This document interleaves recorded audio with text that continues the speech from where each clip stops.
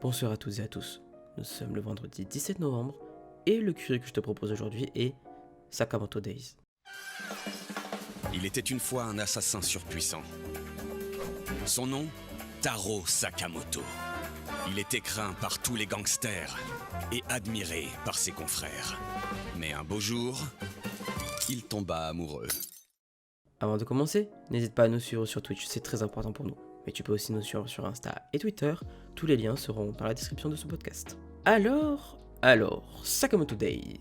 Il s'agit d'un shonen du genre action-comédie, avec pour thème les assassinats, les chasseurs de primes, combat, mariage, parodie et pouvoir psychique. Dessiné et scénarisé par Suzuki Yuto, Sakamoto Days a été prépublié dans le Weekly Shonen Jump à partir du 21 novembre 2020 et compte aujourd'hui 13 tomes au Japon, édités par la Shueisha, et 10 tomes en France, édités par Glénat. Enfin bref, trêve de bavardage, et maintenant résumons notre œuvre. Taro Sakamoto est un assassin légendaire, le meilleur d'entre tous, craint par tous les gangsters, adulé par ses pairs. Mais un beau jour, il tombe amoureux.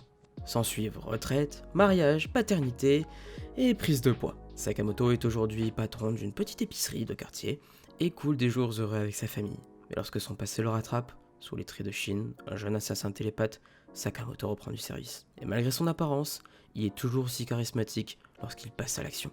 Et voilà pour le résumé de notre œuvre. Maintenant, pourquoi est-ce que j'aime Sakamoto Days? Déjà, c'est très drôle.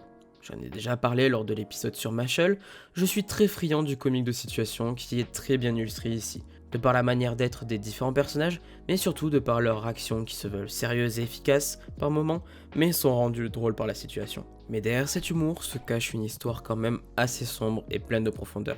On parle quand même dans cette œuvre d'un ancien assassin obligé de reprendre du service pour protéger sa famille des membres de cet ancien milieu qu'il fréquentait. Pour conclure, fonce lire Sakamoto Days. Je le conseille vraiment car il mettra du baume au cœur avec son histoire de famille soudée et son humour, mais vous permettra quand même de suivre une histoire passionnante. Pour retrouver Sakamoto Days, il vous suffit d'aller en librairie. Le manga est disponible chez Glénat et possède aujourd'hui 10 tomes. Et voilà, tu sais maintenant quoi lire et où relire durant les 2 prochaines semaines. Et maintenant moi j'ai plus qu'une chose à vous dire, ciao.